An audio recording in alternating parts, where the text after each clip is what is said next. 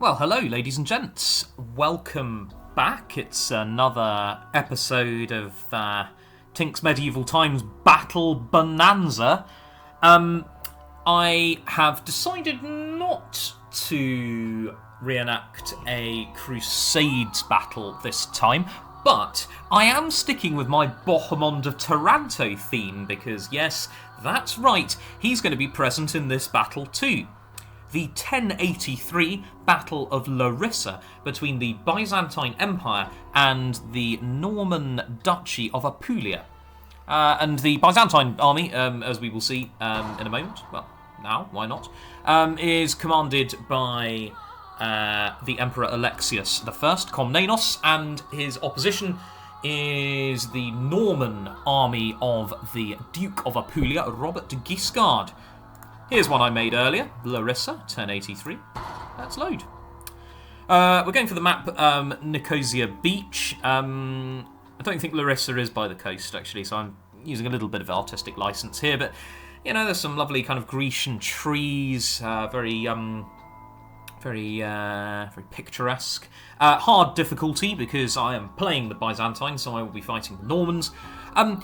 The thing I like about this battle is, though Alexius does win it, I'm not quite sure how. It takes the pressure off me a little bit. And so far, I've won one, I've lost one.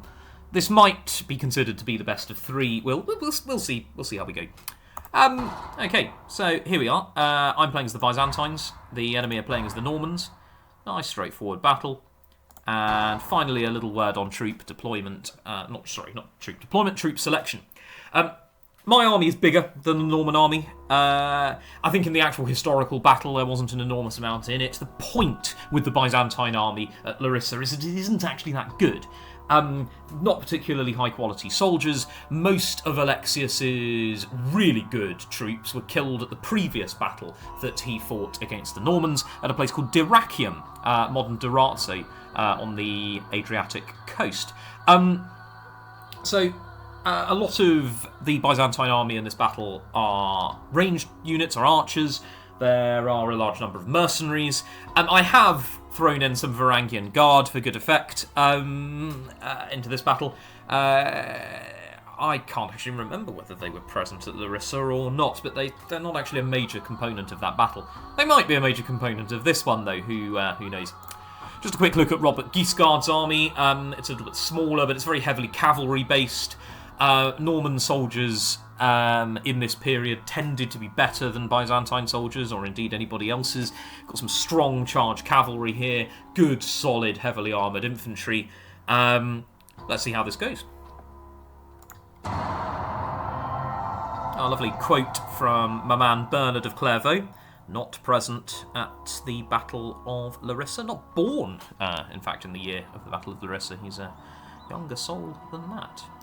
And without further ado, an inspiring speech from the Eastern Roman Emperor Alexius I Komnenos. Whenever you're ready. So, we come to this, a battle. Battle is your chance, good soldiers, to better your condition. A few minutes of blood, sweat and toil, and then all will be ours when we have victory. Loot, women, drink, honor, glory, knighthood. Each a fine reward, but together they are magnificent. And so we must face Sicilians, a kind of man put upon the earth to test the patience of all other Christian souls. Murder and thievery are their chief trades, although dressing like soldiers appears to be among their other accomplishments. That's much the longest speech I've heard in this series so far. Our lack of spears must still be going. made good by our courage, and I see the enemy have many horsemen. They do. All the better for them to run from us. And now all is said. So let's do it pell-mell and send our enemies to fry in hell! Kuman horse archers. Well, a lengthy speech, some of Alexius's finest oratory, I'm sure. Just as a historical point, it's not recorded what he said at the beginning of the Battle of Larissa, but I imagine it wasn't that. Anyway, let's get started. Deployment. Got a lot of soldiers here. This is one unwieldy army. Put the old Cumans on flanks. Cumans, fair weather friends of the Byzantines, actually. Alexius ends up using them very successfully to deal with the Patzinaks on his northern border later on in the... actually much later on, the early 1090s. They tend to be fairly useful auxiliaries in battles like this. Let's pop these archers as our kind of central players. We have rows of infantry. Can't really rely on these infantry. They aren't very good. Alexius's infantry at the Battle of Larissa were not particularly effective. As I say, it was his archers who ended up being the key players in this battle. The Varangians at the back. And then the archers here can array themselves like so. I'm then hoping, as if we start the battle, that the Normans will come to us. I say us, I'm involving you guys in this. I like to feel you're invested. Okay. This is intimidating. I'm breaking the first rule of medieval warfare.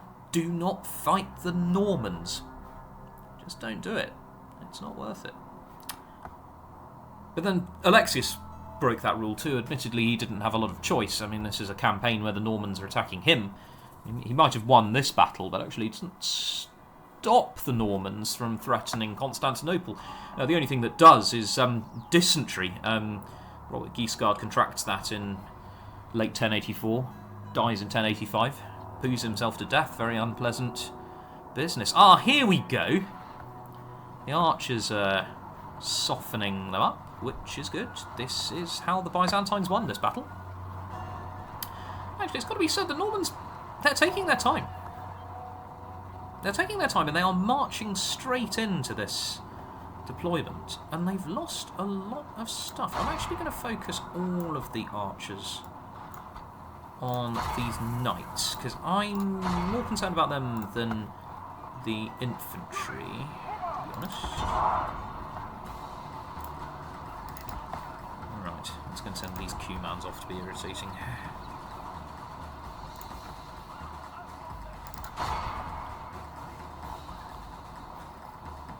Actually, the Norman army has taken significant casualties. So I imagine it did historically as well. And I don't think we don't want to be shooting the peasants, fellas. That's a bit pointless, isn't it? This bizarre tactics from my man Robert Guiscard here. Very, very odd. Okay, here we go. This is what we turned up to the party for. Now, we've got to try and make sure, actually, that these archers are in a position where they can actually do something. Because in a straight battle, as it's playing out at present, I'm not going to win. Because my stuff, as you can see, well, the Byzantine infantry are the best soldiers I've got in this army, and they did not hang around. I might actually I'm going to send the Varangians in. Put these Byzantine spearmen there. And then set these guys on the flank. God, you really don't want to be fighting the Normans, do you? Bloody hell! This is going poorly. Let's zoom in on the main infantry melee. See how our... Yeah, the trouble is, spear militia against dismounted knights. Never going to end well, is it? That's the problem. How's my man, the Emperor? I mean, these are the only good soldiers I actually have. Apart from the archers. We shouldn't besmirch the archers, although actually a lot of them have died. Oh, those guys are running away. That's exciting.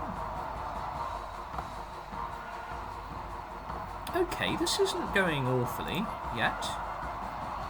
I was a bit worried about that flank attack, and then I realised they were peasants. Literally the worst unit on Medieval 2 Total War. Not as bad as Medieval Total War peasants, actually. Those guys are a special kind of terrible. Ooh, not sure I would have done that. Charging mailed knights into the front of my best infantry unit. I don't think Robert Guiscard would have done that. I'm going to put it out there. I think today's Guiscard has not played this as well as historic Guiscard. The issue is that despite that, I'm still not 100% confident I'm going to win. Wow, these Byzantine Guard archers are really taking one for the team. They seem to have pinned down a large proportion of the Normans' cavalry, a very, very long way from where this battle is actually taking place. Okay, I'm going to take a gamble here. I'm going to charge these Cumans into the back of this infantry unit and see if they run away. Ah, no, they're not running away. My army is running away. God preserve us. We have lost half of our men. Yeah, it's brutal, isn't it? Big old battle, this, actually. Much bigger than the other ones that we've done so far. I'm sure the historic Battle of Larissa was quite as significant in terms of numbers as I've made it out to be here. Only half the enemy force. Well, actually, maybe pound for pound it is, but relative to the other battles we've done. Lake Antioch is certainly bigger. Oh dear. Yeah, this is where, once the Normans get flanking, this is where the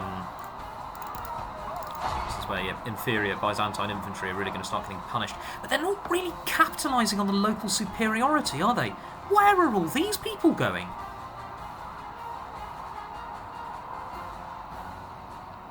Yeah, I think they're still going to win. I think they might still have this.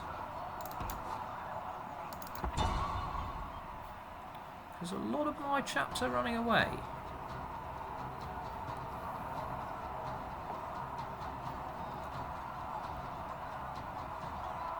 I mean, the Battle of Larissa, of course, is a hugely significant victory for Alexius. I don't think it's going to be any kind of victory for me. Oh, that was bad timing. Our chances of victory with it.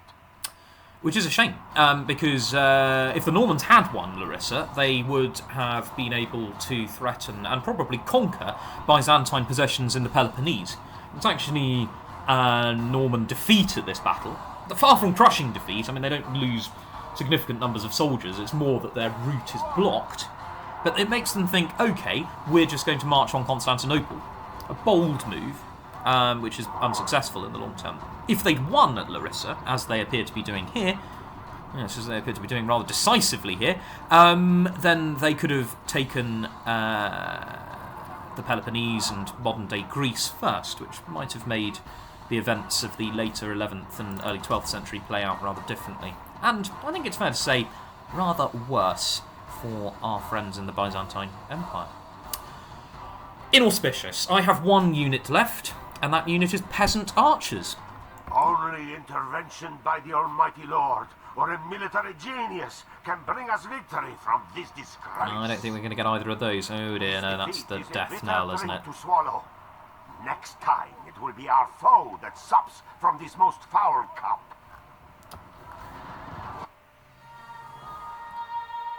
Tragic. So, Captain Georgios there was actually representing the Byzantine Emperor Alexius I Komnenos, who historically won the 1083 Battle of Larissa and survived. In my playthrough, of course, he did neither of those things, which is a shame for him. Captain Deo, meanwhile, was represented here by Robert Guiscard, the Duke of Apulia, who, though defeated and hit the Battle of Larissa in the historical timeline, was nonetheless able to continue his campaign until he pooed himself to death as part of the side effects of his dysentery infection.